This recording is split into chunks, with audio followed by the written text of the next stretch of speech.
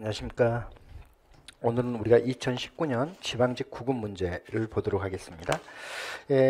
지방직 9급 2019년 문제는 그렇게 어렵게 출제된 것은 아닌데 그래도 여러분들이 공부가 좀 돼 있어야지 빨리빨리 문제를 풀 수 있도록 구성이 되어 있습니다.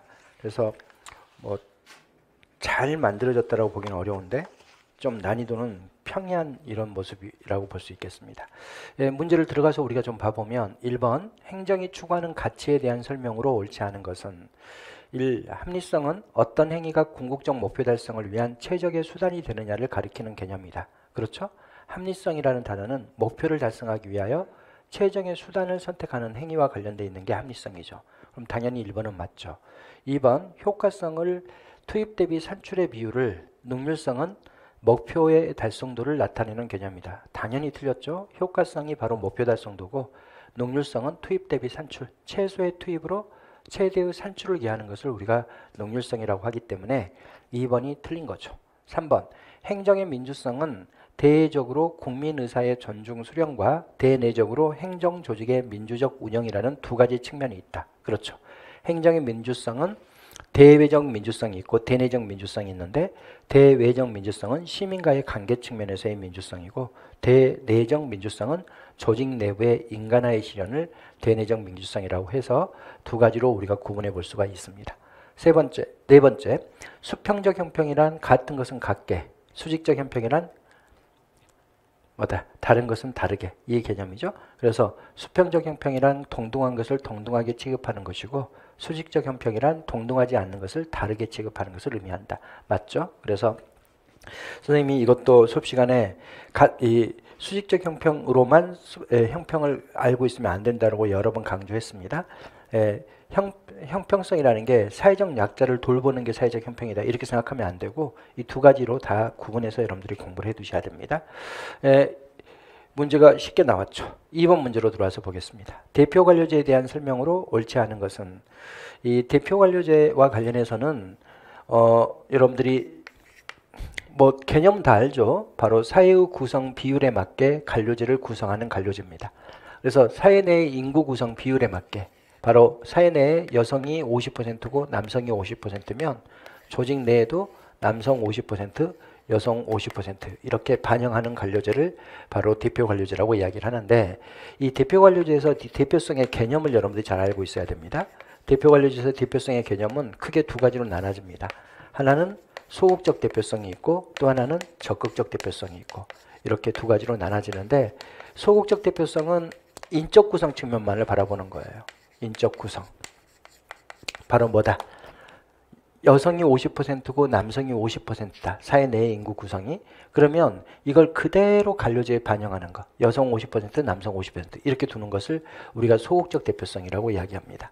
그 다음에 적극적 대표성이라고 하는 것은 이렇게 참여하는 사람들이 여성 집단의 대표로 참여하는 사람들, 남성 집단의 대표로 참여하는 사람들이 여성 집단의 대표로 참여하는 사람들은 여성의 이익을 추구해 나가고 남성의 대표성을 가지고 참여한 사람들은 남성의 이익을 추구해 나가는 거 바로 정책 지향 측면을 바라보는 게 적극적 대표성인데 선생님이 뭘 강조했냐면 이거 전제가 대단히 중요해요. 대표 관료제에서는 전제 이걸 두 개를 구별해야 돼요. 전제가 바로 가정입니다. 이 대표 관료제가 가정하고 있는 거하고 현실을 구분해서 여러분들이 알아두셔야 됩니다. 대표 관료제는 원래 가정이래요. 이렇게 인적 구성 측면만 대표성을 확보하게 되면 그들이 분명히 그들 집단의 이익을 추구해 나갈 것이다 라고 가정하고 있습니다.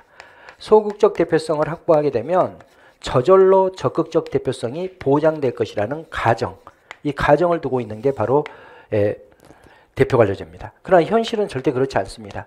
여성의 대표로 들어온 사람들이 꼭 여성의 이익을 추구해 나가느냐? 그렇지는 않습니다. 남성의 대표로 들어온 사람들이 꼭 남성의 이익을 추구하느냐? 그렇지 않습니다. 바로 이건 현실에서는 소극적 대표성이 적극적 대표성을 보장한다는 것이 전혀 검증이 되지 못했어요. 그리고 뭐 때문에 이게 잘 안 되는 거냐면 2차 사회화 때문에 안 되는 거예요. 2차 사회화라는 것은 공무원이 되고 나서 다시 공무원 사회에 적응해 나가는 과정에서 공무원으로서 교육을 받아요. 교육을 받는다는 게 실제 교육을 시킨다는 의미가 아니라 뭐 선임자들을 보고 배우고 이렇게 해요. 그래서 공무원이 되면 교육을 받게 되는 교육 과정이 이루어지는데 그 교육 과정을 통해서 공무원의 이익을 추구하는 사람으로 전환돼 버려요. 그러니까 여성의 대표로 들어왔다 그래서 여성의 이익을 추구하기보다는 공무원의 이익을 추구해 나가고, 장애인의 대표로 들어왔다 그래서 장애인의 이익을 추구하기보다는 공무원의 모습 행태를 배워, 선임자들. 그래서 그런 사람들도 무사한이라고 복지부동하고 장애인의 이해관계에 대해서는 자기는 공무원 됐다 이거지. 자기도 장애인이지만 자기는 공무원 됐으니까 이제 나머지 다른 장애인들에 대한 고충이나 이해관계를 반영하려고 노력하지 않더라는 거예요. 그래서 이게 가정을 물어볼 때하고 현실을 물어볼 때를 정확하게 구별해서 문제를 풀어야 됩니다. 항상 여러분들이 문제를 이 말을 써주죠. 이게 가정이 그렇다, 또 아니면 현실이 그렇다, 이걸 여러분들이 구별해서 문제를 풀어나가야 돼요. 항상. 그러면 이거 1번 지문 봐보겠습니다. 소극적 대표가 적극적 대표를 촉진한다는 여기 가정이죠. 가정하에 제도를 운영해 왔다. 그렇죠. 대표 관료제는 형식주의, 아니 역관주의 폐단을 시정하기 위해 등장하였으며 틀렸죠. 대표 관료제는 기본적으로 실적주의의 한계를 극복해 나가요. 실적주의. 실적주의가 뭘 하죠? 형식적 기획운동을 추구해 나가거든요. 이 형식적 기획운동을 추구하고 있는 실적주의 한계를 극복하기 위해서 뭐가 등장하는 거예요? 바로 대표관리제가 나오는 겁니다. 그 다음에 역차별의 문제를 완화할 수 있다. 틀렸죠. 대표관리제는 역차별의 문제를 이야기해요. 왜? 지금 이런 식이 되는 거죠. 지금 이게 5급에서 이런 일이 많이 벌어지는데, 5급의 커트라인이 3개로 나옵니다. 여기 68.76, 그 다음에 64.43, 그 다음 62.72 이렇게 나와요. 그럼 이게 뭐냐? 원래 100명을 뽑는 시험이었다 그러면 100명의 커트라인이 68.76이에요. 근데 여중에 여성이 30% 이상 들어가 있어야 됩니다. 근데 이게 68.76, 100명 중에 여성이 25명밖에 없다. 그러면 그 밑에, 이 커트라인 밑에서 성적이 우수한 수로 5명을 더 뽑아요. 그래서 여성의 커트라인이 64.43이 되는 거야. 이게 바로 남녀 고용 할당제라고 해서 30%가 반영되어 있기 때문에 그렇죠. 그 다음에 68.76 안에 비수도권 인재들이 20%가 들어가 있어야 됩니다. 그런데 68.76 안에 100명 뽑는 시험에서 거기에 비수도권 인재들이 12명밖에 없다. 그러면 이 커트라인 밑에서 뭘 하게 되는 거야? 바로 20%를 더 뽑게 되는 거예요. 그렇게 되면 내가 남성인데다가 내가 수도권 인재라면 나는 68.75를 맞고도 떨어질 수가 있는 거고, 얘네들은 훨씬 더 낮은 점수로도 합격할 수가 있게 되니까 결국 이들의 입장에서는, 이 사람의 입장에서는 역차별을 당한다라고 보게 되는 거죠. 대표관리제에서는 당연히 역차별이 나타날 수밖에 없습니다. 사회적 약자들을 우대해 가지고 채용을 하기 때문에 그로 인해서 더 우수한 인재들이 시험에서 탈락할 수밖에 없는 제도가 바로 대표관리제라서, 바로 이런 사회적 약자의 범주에 들어가지 않는 사람들의 입장에서는 오히려 역차별을 느끼게 되는 거죠. 그 다음 소극적 대표성은 인구 구성 측면을 보는 겁니다. 전체 사회의 인구 구성적 특성과 가치를 반영하는 관료제의 인적 구성을 강조한다. 그렇죠. 인적 구성 측면을 바라보는 게 소극적 대표성이니까. 우리나라의 균형인사제도가 대표관료제예요. 우리나라는 대표관료제라고 표현하지 않아요. 균형인사제도 이렇게 표현합니다. 이 균형인사제도는 우리나라는 장애인, 지방인재, 저소득층 등에 대해서 지원하고 있다. 그렇습니다. 이거 외로도 우리나라는 지금 하고 있는 게 남녀고용할당제가 있어요. 이건 여성 분야와 관련돼 있어요. 여성 분야와 관련해서. 그 다음에 또 하나는 이공계가 있습니다. 이공계 지원 제도가 있죠. 그래서 우리나라는 5개를 하고 있습니다. 장애인 분야, 지방인재 분야, 저소득층 분야, 여성 분야, 이공계 분야 이렇게 하고 있죠. 여기서는 이제 2번만 틀린 지문이고 나머지는 다 맞는 지문이죠. 3번 조직의 의사결정에 대한 설명으로 옳지 않은 것은 고도로 직군화된 구조나 기능을 중심으로 편제된 조직의 의사결정은 최고관리자 개인이 주도하는 경우가 많다. 그렇죠. 고도로 직군화되어 있으면 최고관리자가 의사결정을 주도하겠죠. 2번 브레인스토밍 과정에서는 타인의 아이디어를 비판하거나 평가하지 말아야 한다. 브레인스토밍의 가장 중요한 특징이 뭐예요? 비판금지죠. 비판금지. 그럼 당연히 2번은 맞죠.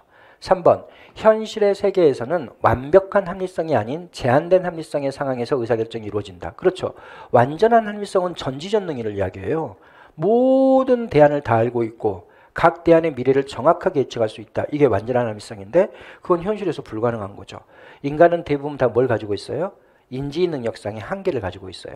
이 인지 능력상의 한계를 우리는 뭐라고 표현하냐면 제한된 합리성이라고 이야기합니다. 그래서 인지가 아주 발달되어 있는 사람도 있습니다. 아주 많은 독서를 하고 많은 정보를 가지고 있어가지고 아주 많은 부분들을 알고 있다면 그 사람은 인지 능력상 한계가 좀 적겠죠. 그러나 책도 안 읽고 맨날 놀기나 하고 게임이나 하면서 시간 보내고 이렇게 하고 있는 사람들은 당연히 인지 능력이 아주 저하되어 있는 거고 이런 거예요. 그러니까 사람마다 인지 능력상의 한계는 어느 정도 차이는 분명히 존재하지만 어떤 사람도 완전한 합리성을 가지고 있는 사람은 존재하지 않기 때문에 당연히 현실에서의 의사결정은 제한된 합리성 하에서 이루어지죠. 네 번째, 전통적 델파이 기법은 전문가들의 다양성을 고려해 의견 일치를 유도하지 않는다. 틀렸죠? 당연히 델파이는 뭘 유도해요? 합의를 유도해 나가죠. 설문조사를 한 번 하는 게 아니라 여러 번 해가지고 결국 합의를 유도해 나가는 이런 미래 예측 기법이 전통적 델파이이기 때문에 문제가 아주 쉽게 나와 있는 거죠. 바로 델파이의 가장 핵심적인 부분, 합의 유도, 유도된 합의, 이걸 특징으로 하는 것을 틀린 지문으로 만들어 놨죠. 그래서 3번의 답은 4번이 틀린 지문이죠. 4번, 정책 환경의 불확실성을 극복하는 대처 방안 중 소극적 방법에 해당하는 것은, 이 불확실성에 대한 대처 방안은 두 가지가 있다 그랬죠. 하나는 적극적 대처 방안이 있는데, 적극적 대처 방안은 불확실한 것을 확실하게 하려거나 또는 확실해진 이후에 의사결정하는 거라 그랬죠. 확실해진 이후 의사결정하는 거고, 그 다음에 소극적 대처 방안은 불확실성을 전제로 의사결정하는 거예요. 불확실성을 전제로. 불확실성이 있다는 걸 가정하고 의사결정하는 겁니다. 이거를 여러분들이 시험 문제 최근에 많이 나온다, 정리를 잘해두라 이렇게 했던 건데 이걸 우리가 한번 봐보겠습니다. 확정적인 모형이 개발되면 미래가 정확하게 예정됩니다. 그 다음에 결정의 지연은 이 결정의 지연에 초점이 있는 게 아니라 여기에 초점이 있어요. 많은 정보를 얻어서 확실해지면 의사결정하겠다는 거예요. 확실해지면? 그러면 이거는 확실해진 이후에 의사결정하는 모습이 되는 거죠. 그 다음에 점중주의도 조금 확실해지면 결정하고 조금 확실해지면 결정하고 이런 것이기 때문에 이것도 확실해진 이후에 의사결정이니까 점중주의적 정책결정도 적극적 대처 방안이죠. 시뮬레이션이나 실험 같은 경우는 불확실한 것을 확실하게 하려는 방안이고, 델파이나 브레인스토밍도 전문가들을 모아서 그들의 의견에 따라서 불확실성을 줄여나가려고 하는 거죠. 그리고 흥정이나 협상은 계약하고 똑같다는 거랬죠. 계약 같은 경우는 상대방을 확실하게 계약 방식대로 행동하도록 딱 정하는 것이기 때문에 이것도 불확실한 것을 확실하게 하는 방안이고, 규칙과 법규도 불확실한 것을 확실하게 하려는 방안입니다. 알코올농도 0.05면 면허 취소다라고 딱 정해놓으면 오늘 밤에도 그렇고 내일 밤에도 그렇고 그 다음날도 그렇게 되니까 당연히 불확실한 것이 확실해지는 방안이죠. 소극적 방안은 불확실성을 전제로 의사결정하는데 가해성이 가장 대표적인 거고, 그 다음에 한정적 합리성 추구라고 하는 것은 뭘 이야기하죠? 복잡한 문제를 단순화하는 거야. 부분 나눠서 단순화해서 의사결정하는 것도 바로 불확실할 때의 대처 방안이고, 이것은 불확실성을 전제로 하는 것이고, 그 다음에 휴리스틱은 시행착오를 이야기합니다. 불확실할 때는 이렇게도 한번 해보고, 또 그게 답이 아니면 다른 방법도 찾아보고, 또 그게 답이 아니면 또 다른 방법도 찾고, 이렇게 시행착오를 계속 거쳐나가는 것도 바로 불확실성을 전제로 하는 거죠. 그 다음에 환경에 대한 조직적 대응인 분권화도 소극적 대처 방안에 들어가고, 불확실성하의 의사결정 기준인 낙관적 기준, 비관적 기준, 후르비츠 기준, 라플라스 기준, 세비지 기준, 이런 것들은 전부 다 불확실성을 전제로 하는 의사결정 기준입니다. 민감도 분석은 패러미터가 불확실할 때, 상황 의존도 분석은 상황 변수가 불확실할 때, 그 다음에 악조건 가중 분석은 최선으로 보이는 대안에 대해서는 상황 변수와 매개 변수가 최악이라고 가정하고, 나머지 대안에 대해서는 매개 변수와 상황 변수가 최선이라고 가정하고 분석하는 거고, 이것도 다 매개 변수와 상황 변수가 불확실할 때입니다. 그 다음에 분기점 분석도 매개 변수와 상황 변수가 불확실할 때 최선의 대안과 차선의 대안이 같아지기 위한 매개 변수와 상황 변수의 값을 찾는 것이라서 저것들은 다 불확실성을 전제로 하는 의사결정 방식이 되죠. 그러면 우리가 문제를 풀어보면 상황에 대한 정보의 획득, 그러니까 확실한 정보를 얻어나간다. 그러면 확실해진 이후에 의사결정한다는 것이니까 적극적 대처 방안이죠. 정책 실험, 이게 시뮬레이션입니다. 실험을 하게 되면 불확실성이 어느 정도 확실해지죠. 당연히 불확실한 것을 확실하게 하려는 방안이죠. 협상이나 타협은 계약하고 똑같다 그랬습니다. 상대방하고 협상을 통해서 딱 타협을 하고 그걸 계약서로 딱 작성을 해버리면 상대방은 앞으로 미래에 그런 방식으로 행동할 수밖에 없기 때문이니까 불확실성을 확실하게 하려는 방안이죠. 그 다음에 지연이나 회피가 있는데 원래 우리가 결정의 지연은 확실한 정보를 얻을 때까지 기다린다가 결정의 지연이거든요. 지금 우리가 여기서 보면 뭐다? 결정의 지연. 뭐죠? 정보를 얻을 때까지 뭐다? 시간을 기다린다. 이거는 원래 적극적 대처 방안이에요. 근데 여기는 이것도 붙어 있죠. 회피. 그러니까 지연이나 회피가 불확실한 것을 확실하게 하기 위한 지연과 회피가 아니라, 그러니까 이 지연이라는 게 확실한 정보를 얻기 위해서 지연하는 게 아니라 뭐다? 그냥 불확실성을 회피하기 위한 지연과 회피다 이러면 이건 이제 소극적 대처 방안이라는 거예요. 그래서 이게 좀 논란이 됩니다. 원래 정정길 교수나 이런 사람들은 분명하게 결정의 지연을 여기다 집어넣고 있거든요. 선생님이 지금 이거 정리해 놓은 것은 우리나라 정책학의 가장 대가인 정정길 교수의 표현대로 이렇게 써놓은 건데 실제 시험 문제 낼 때는 결정의 지연으로만 낸 게 아니라 결정의 지연과 회피라고 해가지고 이걸 소극적 대처 방안으로 이렇게 출제를 했습니다. 여기서 이제 결정의 지연과 회피가 소극적 대처 방안인 것은 불확실성을 그대로 두고 있다는 거야. 불확실성을 그대로 두고 있다. 불확실성을 확실하게 하려고 하는 게 아니라 불확실성을 그대로 두고 있다는 의미에서 지연과 회피를 소극적 대처 방안으로 출제를 했습니다. 근데 이 지연과 회피는 이 회피가 들어가 있기 때문에 조금 우리가 단순한 결정의 지연이라고 보기는 좀 어렵죠. 그리고 결정의 지연을 여기다 따로 이렇게 정보의 획득이라고 표현해서 문제를 출제해 놓고 있는 겁니다. 그래서 이 문제를 출제한 사람은 정보의 획득하고 지연을 구별해서 문제를 내고 있는 거예요. 원래 우리가 결정의 지연 그러면 이것과 관련되어 있는 표현인데 확실한 정보를 얻기 위한 정보의 획득과 관련되어 있는 것인데 이걸 별도로 구분해 가지고 지연이나 회피는 바로 뭐다? 불확실성을 확실하게 하지 않고 그대로 두고 있는 모습이니까 소극적 대처 방안이다 라는 의미로 출제가 됐습니다. 그래서 답은 4번입니다. 예. 그 다음 5번 광역행정은 뭐라 그랬어요? 2개 이상의 지방정부가 서로 협력적으로 수행하는 행정을 광역행정이라 그럽니다. 서울시와 경기도가 서로 협력적으로 행정을 수행한다든지 동작구하고 관악구가 서로 협력적 행정을 수행한다든지 이런 걸 우리가 광역행정이라고 이야기를 해요. 문제를 풀어보면 기존의 행정구역을 초월해 더 넓은 지역을 대상으로 행정을 수행한다. 그렇죠.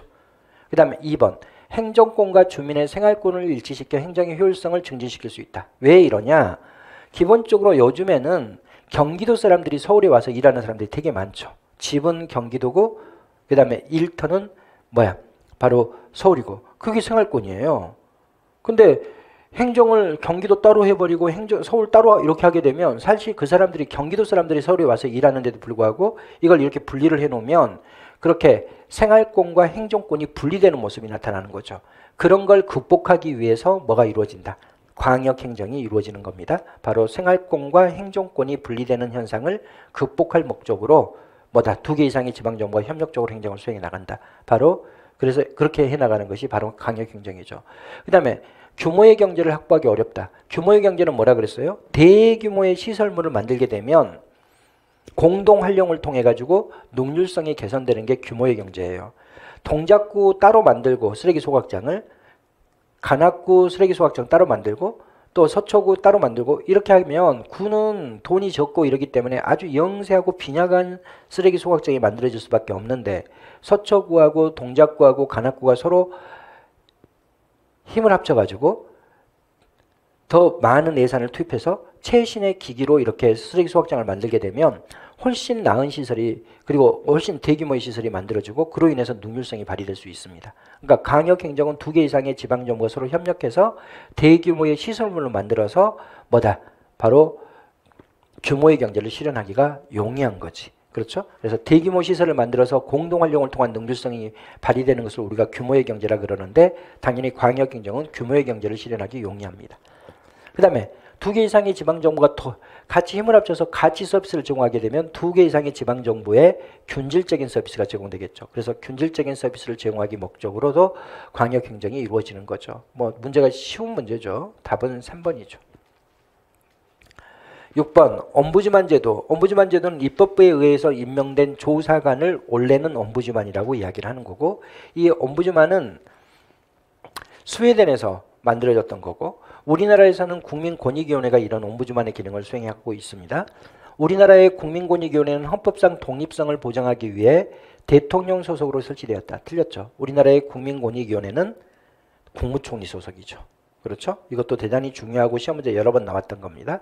두 번째, 옴부즈만을 임명하는 주체는 입법기관, 행정수반 등 국가별로 상이하다. 그렇습니다. 원래 스웨덴에서 만들어진 옴부즈만은 입법기관이 임명을 했지만 우리나라 같은 경우는 여기 대통령이 임명해요. 그러니까 각 나라마다 좀 다르죠. 이건 스웨덴에서 19세기에 채택을 했고, 그 다음에 여기는 행정 통제 기능을 수행하죠. 바로 거축 민원을 처리하는 과정에서 행정을 통제합니다. 거축 민원은 국민이 불편 또는 부당 또는 이 법으로부터 고통을 받는 국민이 제기하는 민원을 우리가 거축 민원이라 그러는데, 바로 이런 거축 민원을 해결하는 과정에서 행정 통제 기능을 수행하죠. 여기서 워낙 시험 문제가 쉽게 나왔으니까 답을 찾기는 워낙 쉽죠. 1번이죠. 그 다음 7번. 통합재정에 대한 설명으로 옳은 것은, 통합재정이 조금 어려운 주제죠. 통합재정을 봐보면 통합재정은 일반에게 특별하게 기금을 통합해서 총 예산 규모를 파악하고, 이 총 예산 규모를 통해서 총 재정 규모를 가지고 국민 경제에 미치는 효과라든지 또는 국제적 비교를 해 나가는 제도가 바로 통합재정입니다. 통합재정은 국가의 총 재정 규모를 파악하여 재정 정책적 효과나 국가 간 비교에 활용하는 통계치라고 보시면 돼요. 그럼 이 통합재정과 관련해서 우리가 보면, 첫째, 통합재정의 성격을 여러분들이 특징을 정확하게 알고 있어야 되는데, 속성을 여러분들이 알고 있어야 되는데, 첫째, 통합재정은 반드시 뭘 해야 한다? 포괄성을 떼야 돼요. 포괄성을 띈다는 것은 바로 일반에게, 특별에게 무엇까지를 포함해야 된다. 기금까지. 국가가 쓰는 모든 돈을 다 포함해야 돼요. 그 다음에 두 번째로 보면 여기는 기본적으로 이중거래를 조정해야 됩니다. 이중거래. 이중거래는 바로 중복액을 이야기해요. 중복액. 이걸 조정해야 된다. 중복액을 제거해 줘야 돼요. 중복액. 선생님이 이거를 어떻게 설명을 했냐면, 우리나라가 일반회계 장부가 하나 있고 특별회계 장부가 하나 있고 이렇게 두 개가 있다고 봅시다. 그러면 이 일반회계 총 수입이 있을 거예요. 이 총 수입이 바로 100억입니다. 그리고 우리나라는 균형 재정을 맞추기 때문에 총 지출도 어떻게 돼 있겠어요? 이것 그대로 쓰는 거예요. 총 지출도 100억 이렇게 돼 있어요. 그 다음에 이 특별회계를 봐봤더니 특별회계 총 수입이 있는데 이 총 수입이 50억이고 그 다음에 총 지출이 50억이고 이렇게 돼 있단 말이죠. 근데 문제는 뭐냐면 여기 일반회계의 이 100억 중에 여기 이 100억을 쓰는데 이 100억 중에서 10억은 어디로 줬냐면 여기로 줬어요. 여기로 줬습니다. 그래서 여기에 잡혀 있어요. 이 10억이. 지금 여기 총 수입에 여기 잡혀 있습니다. 그러면 이게 우리나라의 통합재정을 계산할 때 일반에게 총수입 100억이구나. 특별에게 총수입 50억이구나. 그러니까 우리나라의 총수입은 일반회계와 특별회계 합친 총수입은 150억이구나. 이렇게 평가하면 절대 안 된다는 거예요. 왜냐하면 이 10억은 중복 계산되어 있는 거니까. 그렇죠? 이 10억은 여기에도 포함되어 있고요. 그리고 이 10억을 여기다 줬으니까 바로 이 10억은 여기에도 포함되어 있죠. 그 중복액이 10억이 있는 거니까 여기 150억이 우리나라의 예산 총 규모가 되는 게 아니라 여기에서 바로 이거 10억을 빼줘야 되죠. 빼주면 이게 우리나라는 140억이다. 이렇게 나와야 된다는 거예요. 이걸 우리는 뭐라 그러냐면 중복액을 제거해야 된다라고 이야기하는 거고, 이 중복액이 제거된 예산을 우리는 뭐라 그러냐면 바로 예산 순계라고 이야기해요. 예산 순계. 그래서 반드시 통합재정은 예산 순계로 작성돼야 돼요. 예산 순계로 작성해야지만이 통계치가 정확해질 수가 있거든요. 근데 이렇게 중복액을 제거하지 않고 작성하는 것을 우리는 예산 총계라고 이야기를 하는 겁니다. 예산 총계는 중복액이 제거되지 않는 통계치, 예산 순계는 중복액이 제거된 통계치, 이렇게 여러분들이 알아두시면 됩니다. 그 다음에 세 번째로 반드시 또 뭘 명시하도록 돼 있냐면 순융자를 기록하도록 돼 있어요. 순융자는 선생님이 어떻게 이해하라 그랬어요? 이거는 국가가 돈을 빌려준 거예요. 빌려준 거. 국가가 돈을 빌려준 것을 우리가 순융자라 그럽니다. 순융자는 정확하게는 뭐가 있냐면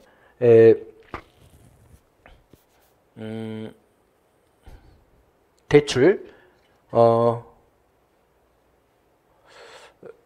여기에 융자 지출이 있고요.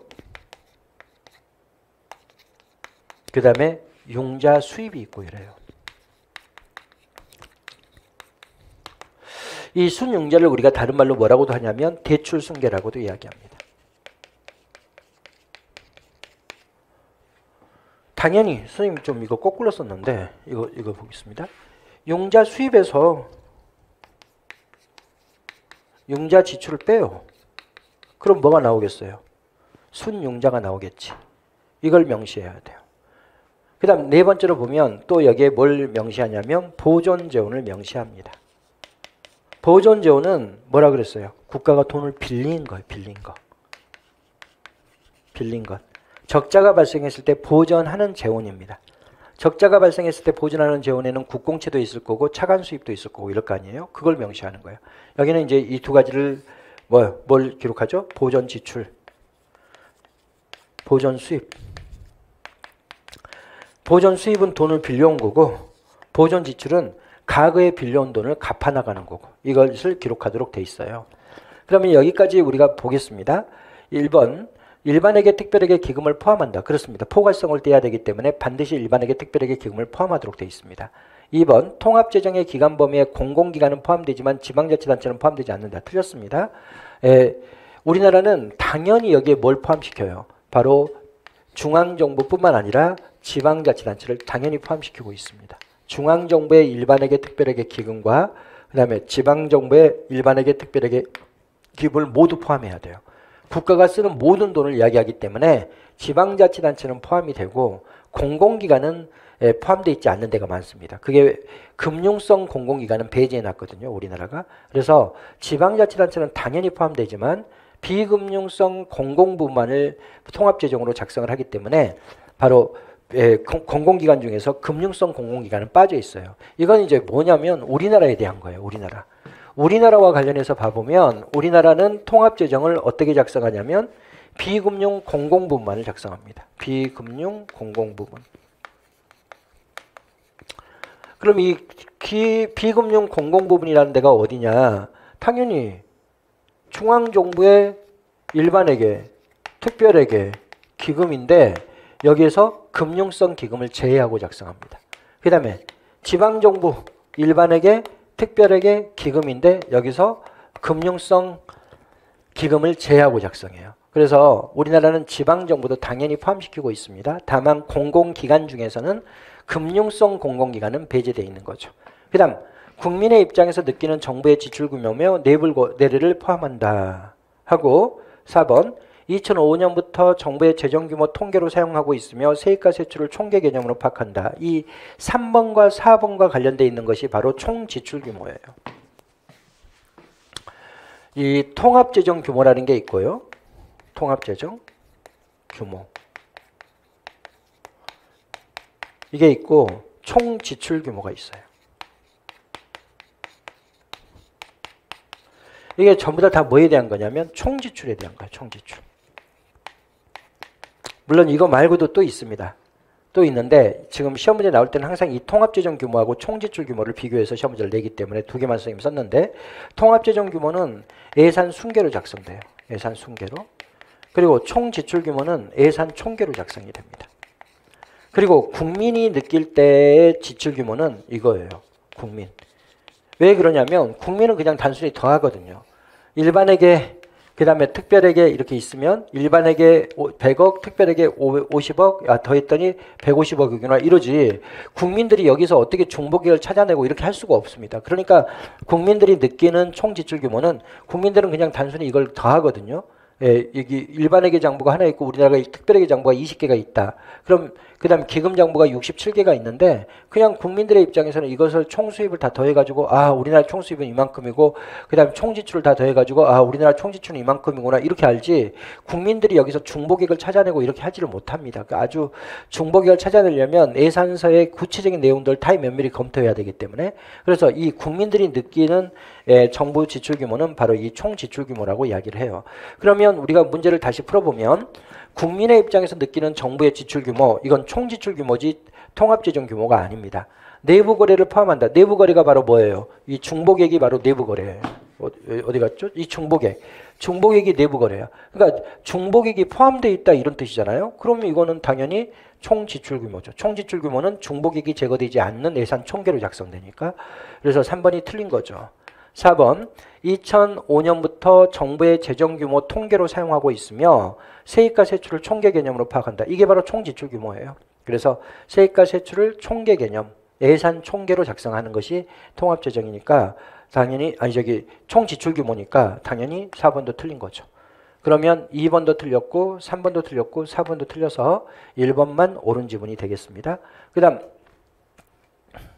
선생님 여기 해설 부분에 다 정리를 해놨습니다. 우리나라의 통합재정과 관련해서 비금융 공공부분만이 작성이 되고 금융 공공부분은 제외되어 있다. 이걸 여러분들이 봐두시면 되겠습니다.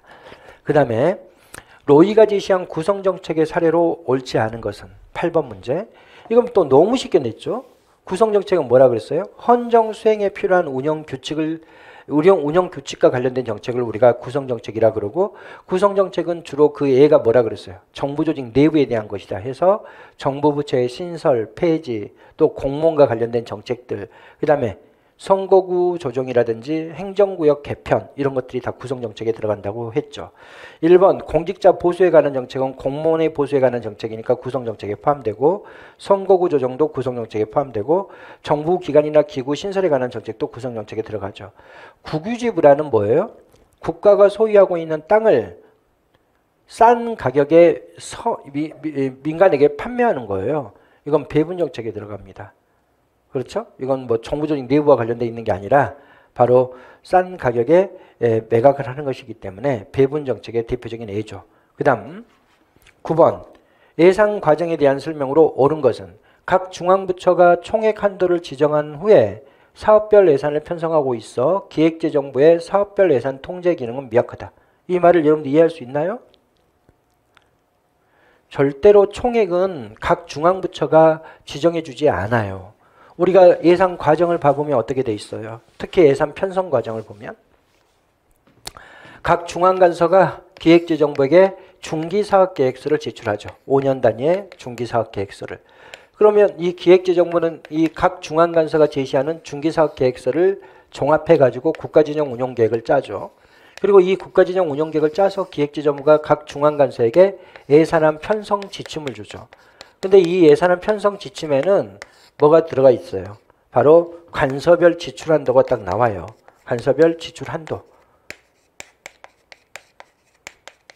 이걸 딱 제시합니다. 근데 정확하게는 간서별 지출 한도라기보다는 각각의 간서에서 수행하고 있는 프로그램별 지출 한도예요. 프로그램이 사업이니까 이 간서별 지출 한도 예산안 편성 지침의 간서별 지출 한도를 구체화해 놓으면 프로그램별 지출 한도가 다 여기에 명시되어 있는 거예요. 그러면 일단은 이건 당연히 틀린 거죠. 왜요? 이 지출 한도가 우리가 총액이라고 하거든요. 이게 총액. 지출 한도가 바로 총액이죠. 이 범위 내에서만 예산을 편성해라. 이게 총액인데 이건 각 중앙간서가 하는 게 아니에요. 각 중앙부처가 총액 한도를 지정해 주는 게 아니라 기획재정부가 각 중앙간서에게 예산안 편성 지침의 총액 한도를 지정해 주는 거죠. 뭐별로? 사업별로, 프로그램별로 프로그램별로 예산을 총액 한도를 지정해 주고 있습니다. 그러니까 아예 이게 전제 자체가 틀려요. 각 중앙부처가 총액 한도를 지정한다. 이거 자체가 틀린 거죠. 기획재정부가 총액 한도를 지정하고 각 중앙부처는 그 총액 한도 내에서 자율적으로 예산을 편성해 오도록 하고 있죠. 우리가 프로그램을 사업이라고 표현하지는 않고 정책이라고 표현합니다. 정책이라고. 그러니까 이걸 옳은 지문으로 고쳐놓으면 기획재정부가 총액 한도를 지정한 후에 각 중앙부처가 사업별로 예산을 편성하고 있습니다. 그리고 기획재정부의 사업별 예산 통제 기능은 약화되고 있습니다. 약화되고 있는 것은 사실이지만 기본적으로 이 앞 전제 자체가 틀렸죠. 그 다음 두 번째, 예산 제도 개선 등으로 전략된 예산 일부를 예산 성과금으로 지급할 수 있지만 다른 사업에 사용할 수는 없다. 예산 성과금 제도인데 이건 뭐죠? 일부 어떤 국민이, 특정 국민이 혁신적 아이디어를 제안해 가지고 예산 지출이 감소했거나 예산 수입이 증대됐다면 그 전략된 예산의 일부를 그 국민에게 성과급으로 지급할 수 있고, 그리고 또 뭐 할 수도 있다. 다른 사업에 이용할 수도 있다라고 돼 있죠. 그래서 이것도 틀렸죠. 3번, 예산 집행의 신축성을 확보하기 위해 예비비. 예비비는 신축성 확보 장치죠. 비상금이죠.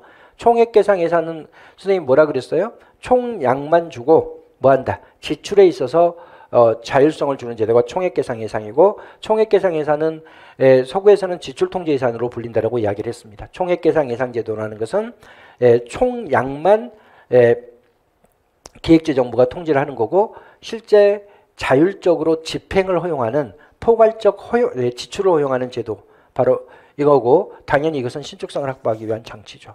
그 다음, 예산 과정은 편성, 집행, 심의, 결산 순으로 이루어진다. 틀렸죠? 편성 다음에 심의, 심의 다음에 집행이죠. 그 다음 결산이기 때문에 이것도 틀린 거죠. 그래서 9번의 답은 3번만 옳은 지문이고 나머지는 다 틀린 지문이죠. 예. 그 다음 10번, 2016년 이후 정부 조직 변화에 대한 설명을 옳지 않은 것은, 이런 건 공부 안 해도 돼요. 왜냐하면 문재인 정부가 내년에 끝나는데 문재인 정부의 정부 조직 개편이 내년에 또 나온다 이러기는 어렵죠. 그래도 한 번씩은 읽어두셔야 되니까 한번 봐보겠습니다. 중소기업, 벤처기업 등에 관한 사무를 관장하는 중소벤처기업부를 만들었다. 그렇죠. 행정안전부 소속으로 소방청을 신설했다. 그렇습니다. 왜냐하면 소방청이 원래 있었는데 박근혜 대통령 때 세월호 참사 때문에 소방청을 소방본부로 격화시켰어요. 그래서 없애버렸어요, 소방청을. 그런데 이제 다시 신설을 한 거다. 그렇죠. 그 다음에 국가보훈처가 차관급에서 장관급으로 격상되었다. 그렇습니다. 국가보훈처장은 장관급으로 격상을 시켰고, 한국수자원공사에 대한 관할권을 환경부에서 국토교통부로 이관했다. 틀렸습니다. 이거는 뭐하고 관련돼 있냐면 물관리 일원화와 관련돼 있어. 물관리 일원화. 물 관리를 하는 곳이 여러 부서로 나눠져 있어요. 국토교통부도 일부의 물관리를 하고, 환경부도 일부의 물관리를 하고, 그 다음에 농림축산식품부도 일부의 물관리와 관련된 권한을 가지고 있었는데, 이렇게 하니까 물관리가 제대로 안 된다 해가지고 문재인 정부에서는 하나의 부처의 물관리를 일원화시켰어요. 근데 어디로 일원화시켰냐면 환경부로 일원화합니다. 물관리를. 그래서 물관리 일원화가 환경부로 이루어졌기 때문에 당연히 수자원공사는 어디가 돼버리냐면 환경부 소관이 돼버리는 거죠. 그래서 이건 틀렸죠. 그래서 한국수자원공사에 대한 관할권을 국토교통부에서 환경부로 이관했다라고 표현돼야 되겠죠. 11번 문제 보겠습니다. 직업공무원제에 대한 설명으로 옳지 않은 것은, 직업공무원제는 젊은 인재를 공직에 채용해서 평생도록 근무케 하는 제도다. 이렇게 우리가 공부를 했습니다. 그래서 지금 표현을 그대로 봐보면 젊고 우수한 인재가 공직을 직업으로 선택해 일생을 바쳐 평생도록 성실히 근무하도록 운영하는 인사제도다. 맞죠? 그 다음에 직업공무원제는 폐쇄적 임용을 전제로 해요. 폐쇄적 임용이라는 것은 공직의 최하위에서만 신규 채용이 이루어지는 거. 그래서 폐쇄적 임용이라는 것은 공직의 최하위에서만 신규 채용을 해서 그들이 평생도록 근무케 하는 거예요. 그러니까 기본적으로 조직이 보수화되지. 여기는 뭐 공무원 집단의 보수화를 예방한다라고 돼 있는데 절대 예방이 되지 않겠죠. 왜냐하면 여기서는 막 30년, 40년 이렇게 근무를 하기 때문에 강력한 신분 보장을 통해서. 그래서 선생님이 강조했던 게 직업공무원제는 젊은 인재를 공직에 채용하여 평생도록 근무케 한다, 이 말이 강력한 신분 보장을 의미하는 겁니다 라고 이야기를 했잖아요. 이렇게 강력한 신분 보장을 받기 때문에 이들이 조직에 들어가면 30년, 40년을 근무하는 거고, 결국 그렇게 해서 공무원 집단의 보수화를 야기하는 거죠. 그리고 직업공무원제는 일반 행정가주의를 양성합니다. 순환보직을 하지 철저하게 분업화해가지고 한 가지 업무를 시키는 게 아닙니다. 그래서 전문행정가 양성을 촉진한다. 이것도 틀렸고, 그 다음에 전문행정가 양성도 틀렸죠. 일반 행정가주의에 입각해 있는 게 직업공무원제입니다. 3번, 이게 한번 들어가면 수십 년 일하기 때문에 행정의 계속성과 안정성을 확보할 수 있는 게 바로 직업공무원제고, 그리고 한번 들어가면 30년, 40년 공직에서 근무를 하기 때문에 당연히 정부가 시키는 것을 잘 따라요. 30년, 40년 계속 공직에서만 일하기 때문에 높은 수준의 행동 규범을 유지하는 데 도움이 되죠. 그 다음에 조직 내 승진 적체가 심화되면 직원들의 불만이 가중될 수 있다. 그렇죠. 당연히 이건 뭐 어디든 그렇지 뭐 꼭 직업 공무원만 이런 건 아니죠. 당연히 상식적인 이야기인 거고 결국 2번만 틀린 거죠. 2번은 이 부분도 틀렸고 이 부분도 틀렸고 다 틀린 거죠. 예. 12번 신행정학, 신행정론을 이야기하는 거죠. 예, 보겠습니다. 1번 신행정학은 미국의 사회문제 해결을 촉구하는 반면 그렇죠. 신행정론은 1960년대 미국 사항과 관련되어 있죠. 1960년대 미국 사항이 신구 갈등, 흑인 폭동, 올남전 패전, 워터게이트 사건 이런 것들이 있었는데 이런 문제를 해결하는 과정, 해결하도록 하기 위해서 이런 문제를 중심으로 연구를 해야 된다고 주장하고 나온 게 바로 후기행태주의고 이 후기행태주의의 연구 경향을 행정학자들이 받아들인 게 바로 신행정론입니다. 그래서 미국의 사회문제 해결을 촉구하고 있는 거죠. 발전행정은 제3세계의 군대화 지원에 주력하였다. 그렇습니다. 발전행정이라고 했네. 발전행정. 발전행정은 제3세계의 근대화 지원에 주력하였다. 발전행정론은 이건 저개발 국가를 중심으로 만들어진 이론이고 발전행정론은 저개발 국가의 빠른 성장을 위해서 대두된 이론이기 때문에 제3세계의 근대화 지원에 주력한 거죠. 그 다음에 신행정론은 정치행정 이원론에 입각하여 틀렸죠. 신행정론은 바로 정치행정 새 이론론에 해당하죠. 발전행정론도 정치행정 새 이론론에 해당하고 신행정론도 정치행정 새 이론론에 해당합니다. 그래서 이게 틀렸죠. 독자적인 행정 이론의 발전을 이루고자 했다. 그건 맞아요. 이때 당시에 신행정론의 대표적인 학자인 왈도가 있었는데 이 왈도가 바로 뭘 주장했어요? 바로 행정학의 정체성을 주장하고 나섰기 때문에 그건 맞지만 그러나 정치행정 이원론을 통해서 독자적인 행정 이론을 구축하려고 한 것은 아니기 때문에 이게 정치행정 새 이론론에 해당하기 때문에 틀린 지문이죠. 3번 신행정론은 가치에 대한 새로운 인식을 기초로 규범적이고 처방적인 연구를 강조했다. 그렇습니다. 신행정론은 후기행태주의고 후기행태주의는 행태주의를 비판합니다. 행태주의는 가치와 사실을 구분하고 사실만을 연구했다. 이걸 비판하고 가치지향적 연구를 추구했던 게 후기행태주의고 신행정론이고 그리고 이들은 급박한 사회 문제에 대한 해결책을 제시하는 데 초점을 둬요. 그래서 뭐다? 처방. 처방이 바로 규범입니다. 어떻게 해야 한다. 이걸 우리가 규범이라 그러니까 처방적이고 규범적인 연구를 강조한 거죠. 그 다음에 신행정론은 왈도를 중심으로 왈도가 시라큐스 대학에서 미누브르케이를 개최했는데 이걸 중심으로 해서 신행정론이 발전하기 때문에 이건 맞죠. 미누브르케이를 계기로 태동하였다. 그래서 2번만 틀린 지문이고 나머지는 다 맞는 지문입니다. 13번 변혁적 리더십에 대한 설명으로 옳지 않은 것은 변혁적 리더십은 여러분들 이것부터 잘 알아두셔야 됩니다. 변혁적 리더십은 기본적으로 거래적 리더십과 대비해서 만들어진 리더십인데 이 거래적 리더십이라는 게 두 가지로 구성이 되어 있죠. 첫째는 바로 뭐다? 보상을 통한 복종이죠. 또 하나는 제재를 통한 복종이에요. 제재. 잘못된 행동이나 또는 리더의 명령이나 지시를 받아들이지 않을 때 거기에 대해서 제재를 가하겠다는 위협을 가해서 복종을 이끌어내는데 이걸 우리가 예에 의한 관리라 그래요. 예의적 관리 이렇게 이야기합니다. 예의적인 행동이 나타났을 때 이게 복종하지 않는 행동입니다. 그럴 때 뭐다? 제재를 가하는 거. 이게 예의적 관리가 바로 제재를 이야기합니다. 보상과 제재를 통해서 복종을 이끌어내는 게 거래적 리더십이고 변혁적 리더십은 이렇게 보상과 복종을 통해서 보상과 제재를 통해서 복종을 이끌어내는 게 아니라 뭐다? 높은 이상, 도덕적 가치 이런 걸 통해 가지고 복종을 이끌어내요. 도덕적 가치 이런 걸.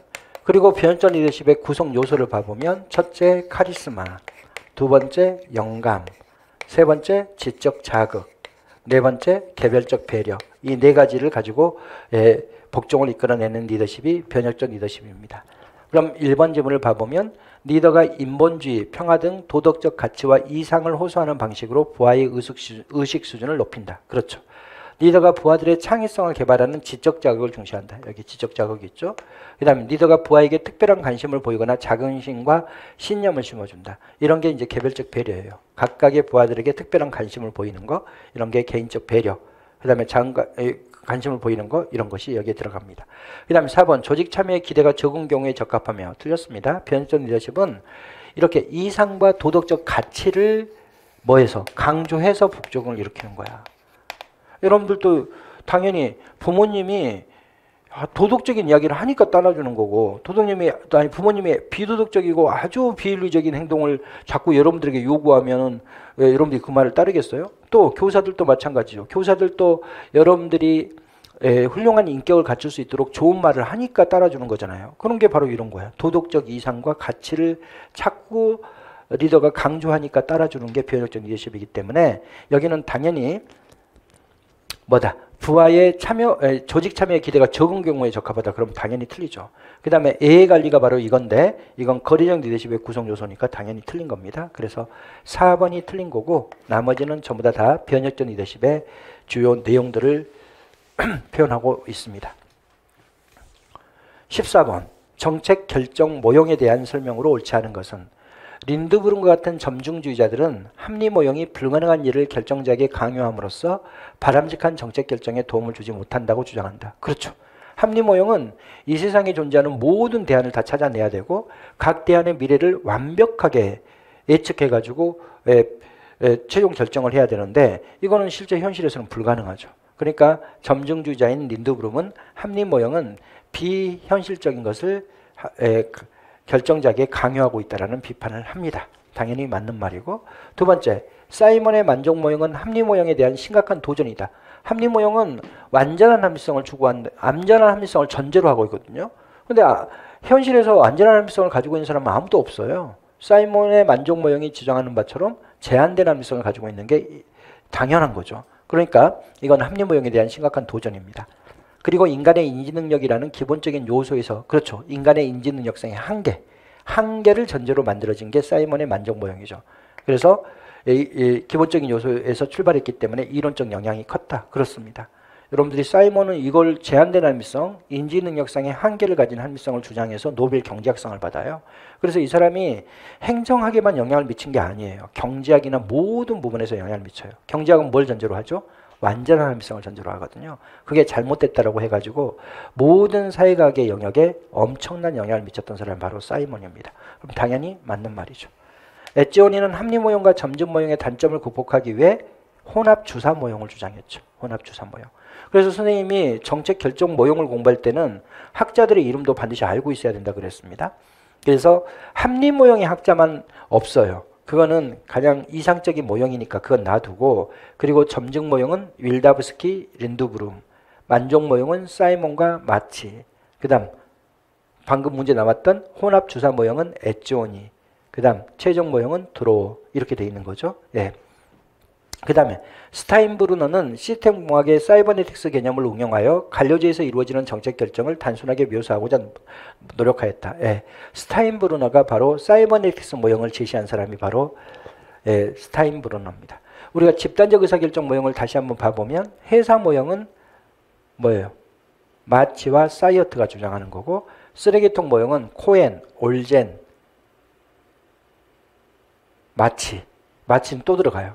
코엔, 올젠, 마치, 쓰레기통 모형이고 이걸 약간 변형한 정책의 창의 이론은 킹던이 제시하는 거고 그 다음 앨리스 모형은 앨리슨이 제시하는 거고 그 다음에 이제 사이버네틱스 모형은 스타인브루너 이 사람이 제시하는 겁니다. 이건 그냥 이 사람 이름을 외우려고 할 필요는 없어요. 그냥 한번 봐두시는 정도예요. 바로 시스템 공학의 사이버네틱스 개념을 관료제의 의사결정에 적용한 사람이 바로 스타인브루너입니다.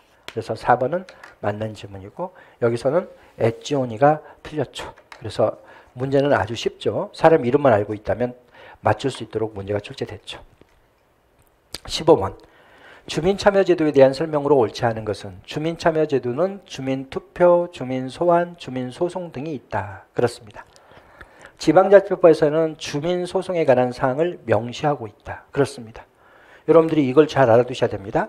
원래 선생님이 현재의 법률까지는 투표와 관련된 것만 별도의 법을 둬요. 투표. 그럼 주민참여제도와 관련해서 투표와 관련된 제도가 주민투표제도가 있고 그 다음에 주민소환투표가 있죠. 주민소환제도.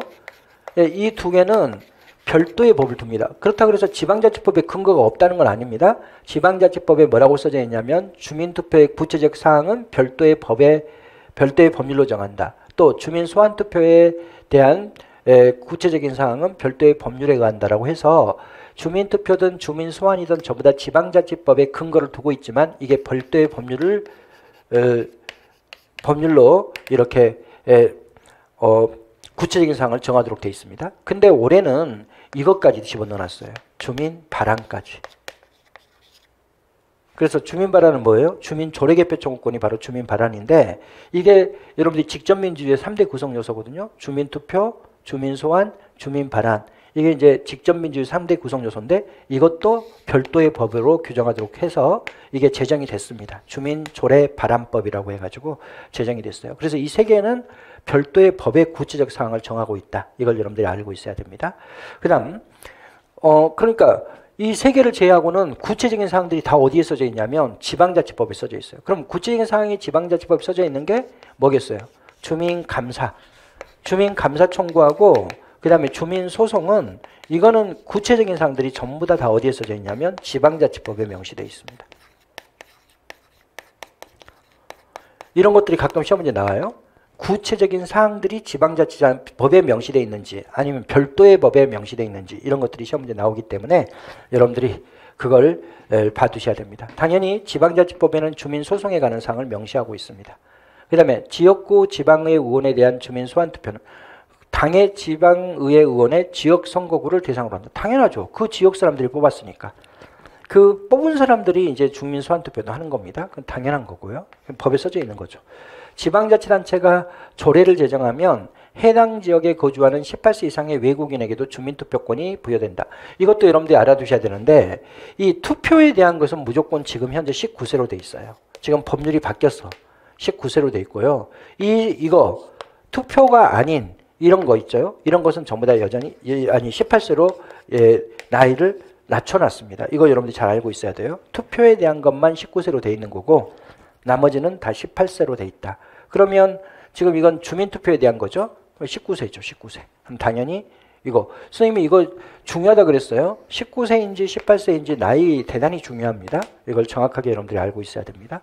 그러면 4번은 당연히 틀린 지문이죠. 그래서 1번, 2번, 3번은 맞은 지문이고 4번은 틀린 지문이고 16번 정책 변동 모형 분석 단위로 정책 하위 체제, 정책 하위 시스템이죠. 에 초점을 두고 정책 변화를 이해한다. 정책 변화가 바로 정책 변동이죠. 뭐죠? 첫 번째 것만 봐도 알겠네. 정책 지지 연합 모형 또는 정책 옹호 연합 모형 이렇게 표현하죠. 신념 체계, 정책 학습 등의 요인은 정책 변동에 영향을 준다. 그렇죠? 그 다음에 정책 변동 과정에서 정책 중개자의 역할이 중요하다. 그렇습니다. 이거는 바로 다 뭘 의미한다. 정책 지지 연합 모형을 표현하고 있는 정책 지지 연합 모형의 구체적인 내용들이죠. 그러면 답은 당연히 2번이죠. 그렇죠? 선생님이 이걸 다 일일이 설명을 안 하겠습니다. 지금 정책 지지 연합 모형. 그 다음 17번 정책 평가에서 내적 타당성에 대한 설명으로 옳지 않은 것은 내적 타당성은 인과관계 추론의 정확도를 우리가 내적 타당성이라고 이야기를 합니다. 이거는 우리 이론적인 논의니까 우리가 좀 봐보면 이런 거죠. 지금 영어 능력을 향상시키기 위해서 언어민 영어교사를 채용을 했다. 그럼 나중에 정책을 평가할 때는 언어민 영어교사가 영어 능력을 향상시켰을 것이다 라고 가설을 설정하고 평가합니다. 그러면 이 언어민 영어교사는 뭐냐? 이건 정책 수단이죠. 그렇죠? 그리고 지금 정책을 평가할 때는 정책 수단이 항상 뭐가 되냐면 원인 변수가 되는 거예요. 원인 변수. 또는 이것을 우리가 뭐라고도 이야기해요? 독립 변수라고도 이야기를 하죠. 그 다음에 이걸 달성했는 일을 평가해요. 이게 뭐죠? 이게 정책 목표죠. 그러니까 정책 목표는 종속 변수죠.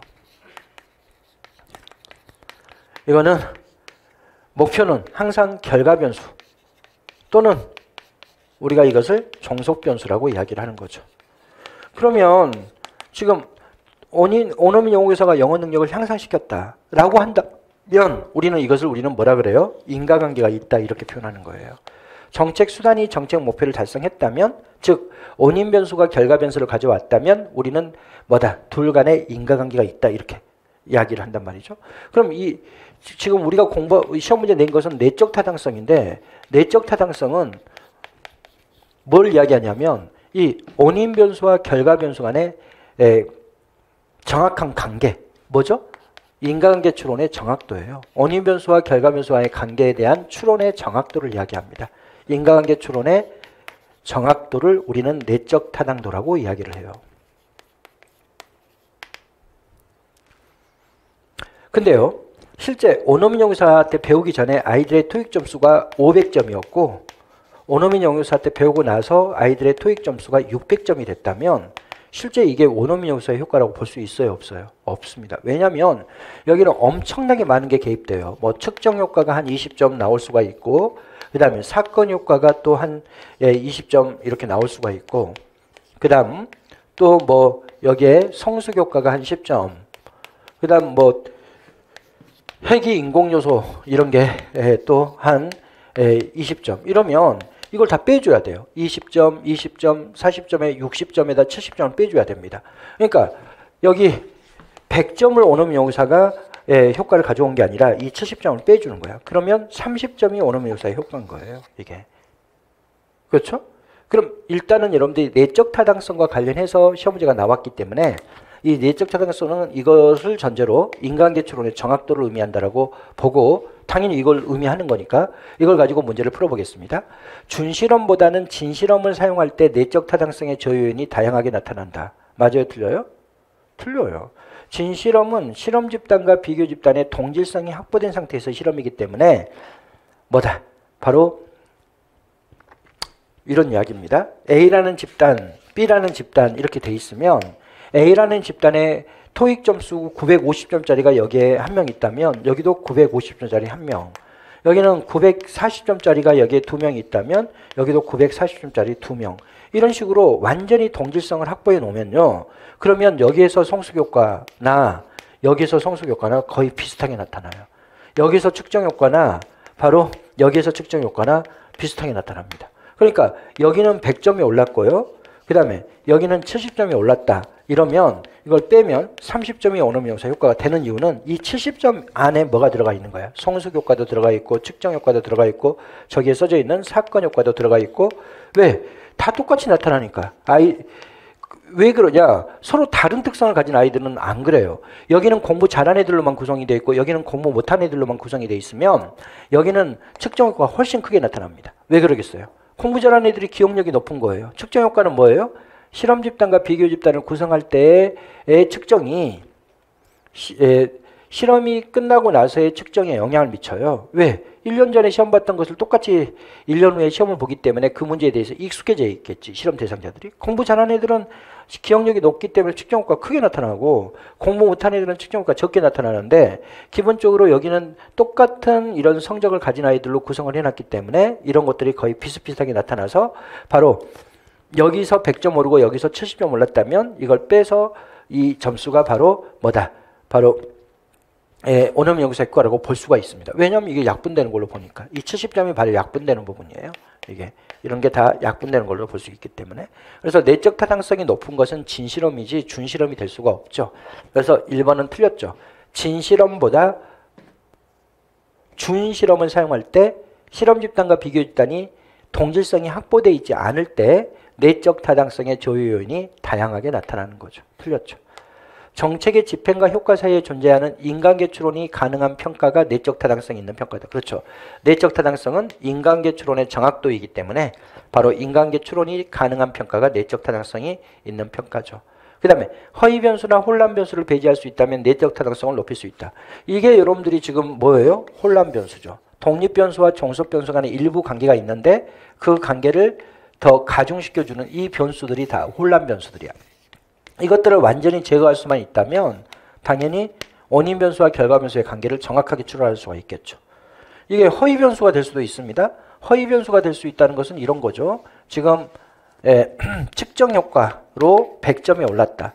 그러면 결국 독립변수와 종속변수와는 전혀 관계가 없는데 바로 관계가 있게 보여주는 이 제3의 변수인 측정효과 때문에 관계가 있는 것처럼 보인 거다. 그럼 당연히 이걸 제거하게 되면 당연히 뭐야? 원인변수와 결과변수의 관계를 정확하게 추론할 수가 있게 되겠죠. 그러니까 허위변수나 혼란변수를 배제할 수 있다면 당연히 내적 타당성을 높일 수 있죠.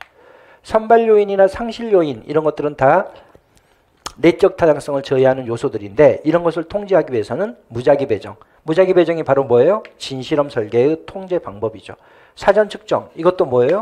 바로 진실험 설계의 설계 방법이죠. 이런 것들이 필요하다. 그렇죠. 그러면 17번의 답은 1번만 틀린 지문이고 나머지는 다 옳은 지문이죠. 18번 공무원의 근무 성적 평정에 대한 설명으로 옳은 것은 평가 대상자의 근무 실적과 능력을 평가하지만 적성, 태도 등은 평가하지 않는다. 우리나라는 이렇게 해요. 실적과 능력을 평가합니다. 다만 중앙행정기관의 장이 필요하다고 판단될 때에는 태도도 평가할 수 있다. 이렇게 되어 있습니다. 그러니까 각 부처마다 달라. 어떤 부처는 태도를 평가하는 부처도 있고 어떤 부처는 태도를 평가하지 않는 부처도 있고 이런 겁니다. 그래서 기본적으로 이거는 틀렸죠. 태도 평가합니다. 태도 당연히. 아니 모든 부처가 평가하는 건 아니에요. 그러나 평가할 수 있다고 법의 근거를 두고 있습니다. 그 다음 중요사건기록법은 평정 대상자로 하여금 자신의 근무 실적을 스스로 보고한다. 이게 뭐지? 이건 자기평정법이지. 자기가 자기 것을 스스로 보고하는 것은. 중요사건기록법은 그게 아닙니다. 평가자가 피평가자와 상담을 통해서 피평가자가 있었던 근평기간에 있었던 사실을 기록하거나 아니면 피평가자가 근평기간에 있었던 사실에 대해서 설명고가 만들어져 있다면 거기에 표시하도록 하는 방법이지 스스로 보고하도록 하는 방법이 아니죠. 당연히 틀렸죠. 그 다음에 평정자가 평가 대상자를 다른 평가 대상자와 비교할 때 발생하는 오류를 대비 오차라고 한다. 그렇습니다. 평정자가 피평가자를 다른 평가자와 비교함으로써 발생하는 오류 대비 오차 맞죠. 그 다음에 우리나라의 6급 이하 공무원에게는 직무성과 계약제가 적용되고 있다. 우리나라는 평가가 두 개로 나눠집니다. 근무성적 평정 이렇게 해서 하나는 4급 이상, 4급 이상이 관리자들이거든요. 4급 이상은 직무성과 계약제에 의하고 그 다음에 5급 이하, 5급 이하는 일반 직원들이에요. 5급 이하는 바로 근무성적 평가 이렇게 돼 있어요. 여기 근무성적 평정 중에서도 여기는 근무성적 평가로 돼 있죠. 그래서 기본적으로 4번도 틀린 거죠. 그러면 3번만 옳은 지문이고 나머지는 다 틀린 지문이겠습니다. 19번 예비타당성 조사에 대한 설명으로 옳은 것은 예비타당성 조사는 선생님이 공부할 때 어떻게 공부하라 그랬어요? 반드시 타당성 조사하고 비교해야 된다고 이야기를 했죠. 타당성 조사가 있고 예비타당성 조사가 있는데 타당성 조사는 주무부처에서 하는 거예요. 주무부처. 예비타당성 조사는 이건 기획재정부가 하는 겁니다. 그 다음은 타당성 조사는 모든 사업에 대해서 하는 거예요. 모든 사업. 그러나 여기는 그렇지 않습니다. 총 500억 이상의 사업이면서 정부의 재정 지원금이 300억 이상의 사업. 총 사업비가 500억 이상이면서 정부의 재정 지원금이 300억 이상인 사업. 바로 대규모 사업에 대해서만 하는 거죠. 그 다음에 여기는 뭘 하냐면 기술적 타당성을 검토하는 겁니다. 기술적 타당성. 그러니까 기술적 타당성을 검토한다는 것은 국토교통부가 여기에 도로 건설을 한다 그러면 이 도로를 건설할 때 가장 효율적인 기술을 사용하고 있는지 이런 걸 검토하는 거고 예비타당성 조사는 그게 아니라 경제성 분석하고 정책성 분석을 평가하는 거죠. 경제성 분석은 비용 편익 분석이고 정책성 분석은 환경 영향 평가라든지 이 사업에 대한 추진 의지라든지 또 이 사업을 수행하고 있는 지역에 대한 낙후도 평가라든지 이런 것들이 다 포함되어 있는 게 정책성 분석인 거죠. 여기는요. 사업기간 내내 합니다. 만일 이 도로 건설이 5년에 거쳐서 이루어진다 그러면 5년 내내 하는 거예요. 사업기간 내내 하는 것이 바로 타당성 조사입니다. 그러니까 여기는 장기적이죠. 그러나 여기는 예산을 편성하기 이전에 하는 거예요. 단기적으로. 그래서 여기는 단기적이다. 그래서 선생님이 이렇게 설명을 했는데 이걸 문제를 풀어보겠습니다. 조사 대상 사업의 경제성, 정책 경제성, 정책적 필요성 등을 종합적으로 검토하여 그 타당성 여부를 판단한다. 그렇죠. 이 두 가지를 하는 거죠. 경제성과 정책성. 중앙행정기관의 장은 예비 타당성 조사를 실시하고 기획재무장관과 그 결과를 협의한다. 당연히 틀렸습니다. 예비 타당성 조사는 이 사람이 하는 거예요. 기획재정부 장관이 하는 겁니다. 신규 사업 중 총 사업비가 300억 이상인 사업 틀렸습니다. 총 사업비가 500억 이상이면서 정부의 재정 지원금이 300억 이상인 사업이 바로 예비 타당성 조사 대상 사업입니다. 틀렸죠. 4번 기존에 유지된 타당성 조사의 문제점을 보완하기 위해 그렇죠. 이것의 문제점을 보완. 왜? 이거는 이것만 하니까 기술적 타당성만 검토하니까 2013년도부터 도입되었다. 틀렸습니다. 이건 1999년에 도입됐어요. 이건 연도를 물어보고 있는데 이걸 몰라도 여러분이 답을 맞출 수 있어야 됩니다. 연도 외우는 것은 좀 선생님은 이런 문제를 되게 싫어하는데 왜냐하면 연도는 제도가 얼마나 많은데 그 연도를 다 어떻게 외웁니까? 다만 예비 타당성 조사는 연도를 물어보는 경우가 꽤 많죠. 1999년입니다. 예. 그 다음 1번만 옳은 지문이죠. 마지막 문제 20번 문제를 보면 국가 채무에 대한 설명을 옳지 않은 것은 국가가 빚을 지는 것이 바로 국가 채무죠.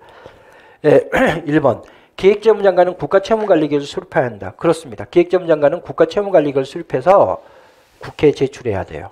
이건 당연한 거고. 그 다음에 국가가 빚을 질 때는 반드시 국회 의결을 거쳐야 돼요. 그래서 국채를 발행하고자 할 때는 국회 의결을 얻어야 합니다. 세 번째, 우리나라가 발행하는 국채의 종류에는 국고채도 있고 재정증권도 있고 이래요. 봐보세요. 우리나라의 국채의 종류, 국공채, 국고채, 재정증권, 국민주택채권, 보상채권 이렇게 해가지고 네 가지가 있어요. 국고채는 그냥 일반적으로 우리가 채권을 발행할 때 국공채이고 그 다음에 여기는 일시적 자금 부족을 충당하기 위해서 발행하는 게 재정증권이고 그 다음에 국민주택사업에 필요한 자금을 조달하기 위해서 하는 게 국민주택채권이고 그 다음에 토지 수용을 할 때 그 보상을 위해서 채권을 발행하는 게 보상채권이고 이렇습니다. 예, 한 번씩만 읽어두세요.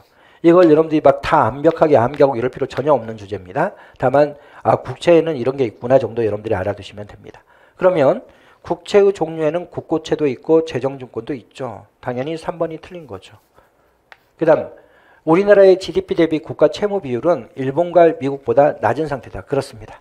우리나라는 국가 부채는 대단히 적습니다. 다만 뭐가 크다 그랬어요? 가계 부채가 너무 커요. 다 사람들이 막 보니까 막 빚이 얼마야 그러면은 나 강남에 아파트 30억짜리 사느라고 빚 10억씩 졌어. 이러고 있어요. 그 자기가 산 게 아니잖아. 그럼 결국은 은행이 산 것이 되는 거잖아요. 우리나라는 가계 부채가 너무 심각해. 그래서 지금 이 문재인 정부가 자꾸 뭘 억제하려고 하는 거예요? 빚을 지는 것을 억제하려고 난리를 치시죠. 그래서 뭐 아파트를 가지고 있어도 특별한 이유가 없다면 돈을 많이 빌려주지 않습니다. 여러분들 지금은 아파트 있다 그래가지고 돈을 많이 못 빌려요. 빌릴 수는 있는데 1년에 1억 이상 못 빌리게 돼 있어요. 그러니까 이제 올해 내가 30억짜리 아파트를 가지고 있는데 은행에서 이 사람의 소득하고 그리고 이 사람의 이 재산 가치하고 이걸 딱 해가지고 이 사람이 한 10억까지 빌릴 수 있다. 그렇게 총 한도가 딱 정해집니다. 그리고 이 총 한도 내에서 빌릴 수는 있는데 한꺼번에 10억은 못 빌립니다. 올해 1억 빌리고 내년에 1억 빌리고 내후년에 1억 빌리고 이렇게 해서 1년 단위로 이렇게 1억씩 받게. 왜냐하면 이제 10억 빌려가지고 그걸로 또 땅 투기하고 집 사버리고 이렇게 하게 되면 또 이제 뭐가 이루어지니까 바로 집값 폭등이 이루어지고 이러니까 엄청난 대출 규제를 하고 있죠. 그게 이제 잘못됐다고 보기는 좀 어려워요. 왜냐하면 우리나라는 가계부채가 너무 심각하기 때문에 그래요. 그래서 우리나라는 국가부채는 다른 나라에 비해서 엄청 낮아요. 근데 가계부채는 다른 나라에 비해서 너무 높아요. 그래서 이 두 개를 합치면 우리가 총부채라고 이야기하거든요. 이 총부채는 엄청 높은 편입니다. 이것 때문에 그래요. 가계부채 때문에. 뭐 그건 그렇다 치고 우리나라는 GDP 대비 국가 채무 비율이 일본보다 훨씬 낮아요. 훨씬. 상상을 초월할 정도로 낮아요. 일본이 너무 높거든요. 오늘인가 신문에 나왔던데 일본이 우리나라한테 2026년부터 지기 시작한다 그러더라고요. 1인당 GNP로. 일본은 이제 끝난 거예요. 그 다음에 한 5년 지나면 일본은 우리나라한테 지고 나서 한 3, 4년 지나면 대만한테도 진대요. 대만이 우리가 그렇게 잘 사는 나라라고 생각 안 하는데 대만이 이 반도체 수출로 엄청난 돈을 벌고 있기 때문에 대만한테도 이제 조만간에 진다. 일본이 상당히 위기 상태죠. 그리고 일본 문화가 너무 보수적이어서 예, 힘들죠. 거기는 IT 기술 이런 것들을 사람들이 적응하려고 하지 않아 버리잖아요. 아예 아주 옛날 삶을 살아가는 이런 형태의 삶을 살기 때문에 결국 이제 일본이 돈 벌 수 있는 방법은 관광 사업 정도예요. 예, 우리가 이제 많은 사람들이 일본에 관광 가는 것을 희망하고 좋아하고 이렇게 하니까. 근데 지금 코로나니까 이제 그것도 안 되고 엄청 힘들겠죠. 일본 자체가. 자, 그럼 뭐 그렇고 이 비율을 여기 에 대해서 보면 비율이 아마 400%일 거예요. 국가 부채 비율이. 미국이 한 100% 이렇게 됩니다. 선생님이 그냥 이렇게 대충 쓰는 이유가 왜 그러냐면 이게 코로나 발발로 인해 가지고 일본이 빚을 더 많이 지기 시작해요. 그래서 엄청나게 이제 늘어난 거죠. 그다음에 이제 우리나라가 한 60% 이렇게 돼요. 우리나라도 원래 이 문제를 냈을 때는 47%밖에 안 됐거든요. 국가 부채가.